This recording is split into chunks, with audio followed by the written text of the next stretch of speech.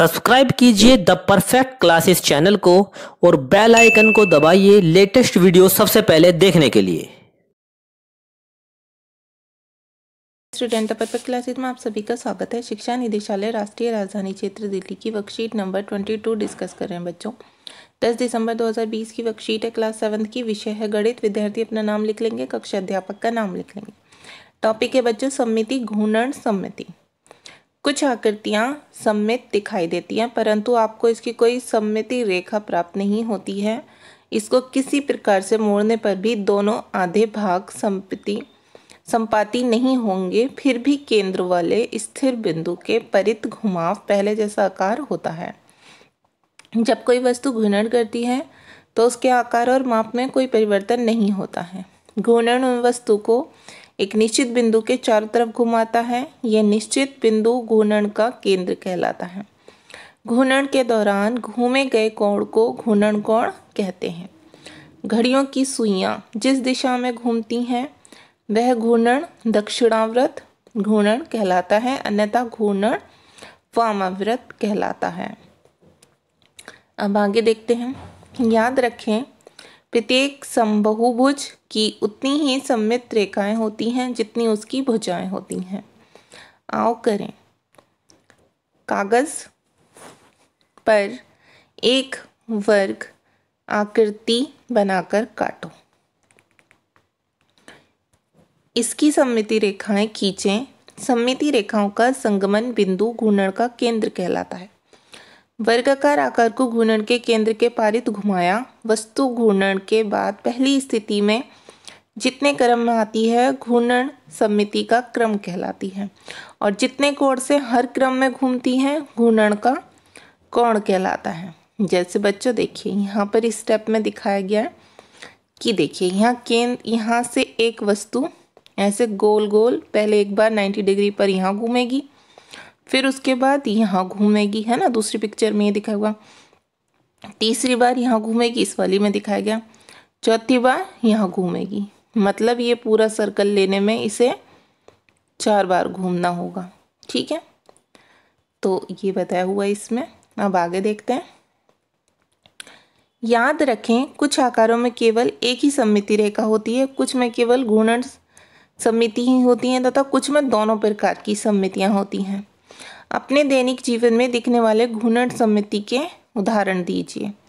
तो आप बच्चों इसका लिख सकते हैं, बेड हो गया, मेज़ हो गई। ठीक है, आप हिंदी में आंसर दें तो आप बेड लिख सकते हैं, मेज़ हो सकती हैं, उसमें भी क्या होंगी, घूर्णन हो जाएंगी सममितियाँ। ठीक है, अब दैनिक जीवन से हम इनका एग्जाम्पल ले सकते हैं।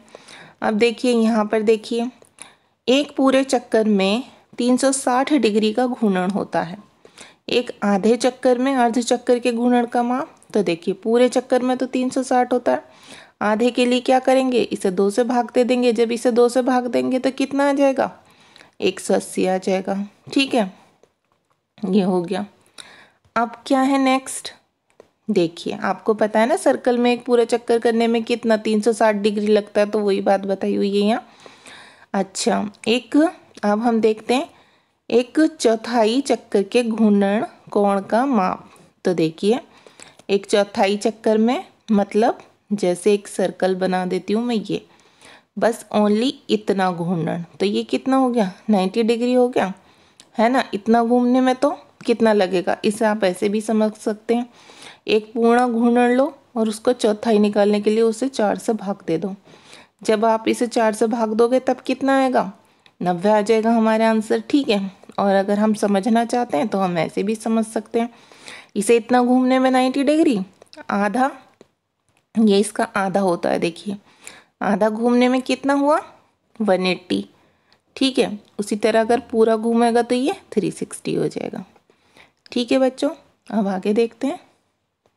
ये आंसर लिख लेंगे आप, ऐसे ही निकालना है हमें। आधा निकालने के लिए 360 को 2 से डिवाइड कर देंगे, 180 आ जाएगा, और चौथाई निकालने के लिए 360 को 4 से भाग कर देंगे, 90 आ जाएगा। तिहाई निकालने के लिए 360 को 3 से भाग कर देंगे तो थर्ड, मतलब तिहाई आ जाएगा उसका। ठीक है, अब देखिए आगे यहाँ पर क्या बताया हुआ हमें, जैसे देखिए यहाँ पर हमें बताया हुआ है कि आकार वर्ग का, ठीक है, वर्ग का आकार इस टाइप से, जैसे कि ये बन रहा है, आप ये देख सकते हैं।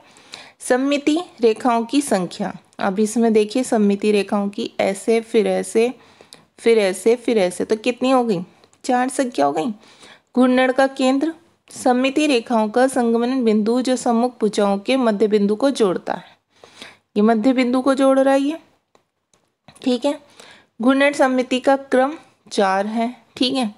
मैंने बताया ना आपको कैसे, देखिए कैसे है, पहले यहाँ 90 डिग्री एक बार, फिर दोबारा 90 डिग्री 2 बार, फिर दोबारा 3 बार, फिर यहाँ 4 बार, तो 1 2 3 4 बार मध्य बिंदु के चारों तरफ ये 4 बार घूमा, तो यहाँ क्या आ जाएगा बच्चों? 4 आ जाएगा।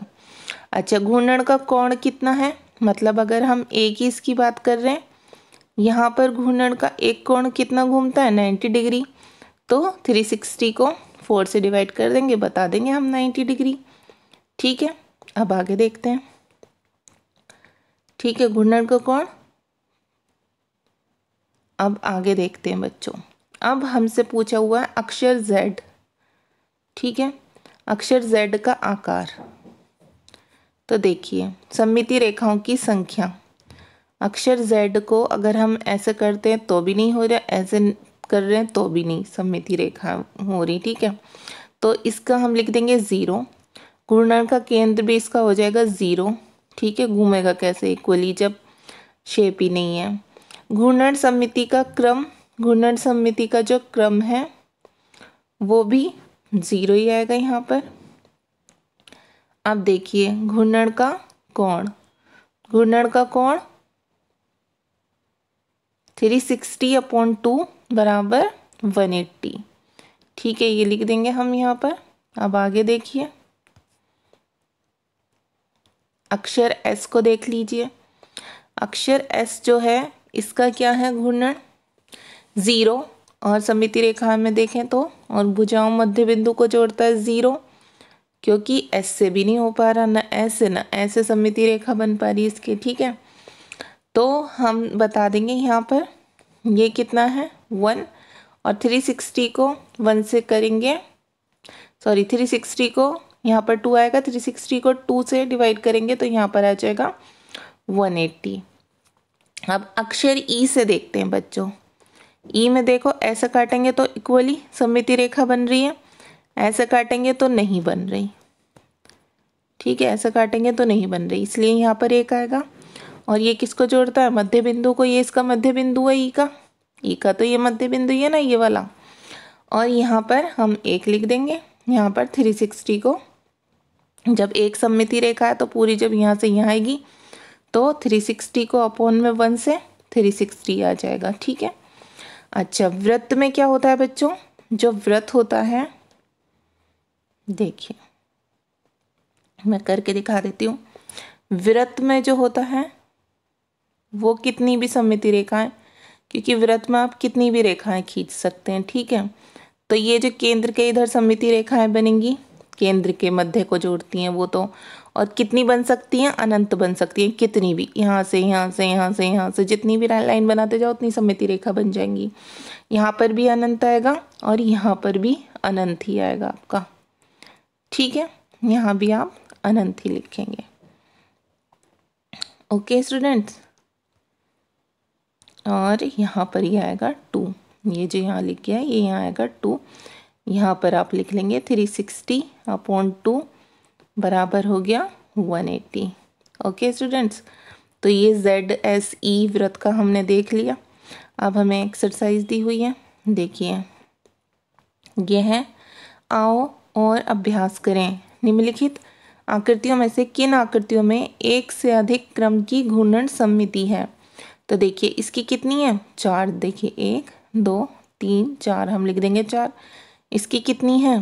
3, ठीक है, 3 बार हो रहा है घूर्णन सममिति, 3 बार, ठीक है। ऐसे ही चलो मैं कर नहीं रही ज़्यादा, आप बस ऐसा एक्सरसाइज देखते रहिए। इसकी कितनी है बच्चों? इसकी 1 ही है, और इसकी कितनी है? इसकी 2 है, इसकी 3 है, इसकी 4 है, ठीक है। अब इसमें बताना है प्रत्येक आकार में घूर्णन सममिति का क्रम बताइए। तो देखिए इसमें कितना है? 2 लिखेंगे, यहाँ पर भी 2 लिखेंगे क्योंकि देखिए 180 पे यहाँ तक आकर फिर यहीं आ जाएगा, तो ये 2 बार घूमेगा। इसकी 3 है, इसकी 4 है, इसकी भी 4 है, इसकी 5 है, इसकी 6 है और इसकी 3 है बच्चों, घूर्णन समिति का क्रम। ठीक है, तो आपकी वर्कशीट सॉल्व हो गई स्टूडेंट्स। अगर आपको मेरी वीडियो पसंद आई है तो प्लीज़ मेरी वीडियो को लाइक कीजिए, शेयर कीजिए, हमारे चैनल को सब्सक्राइब कीजिए। Thanks for watching.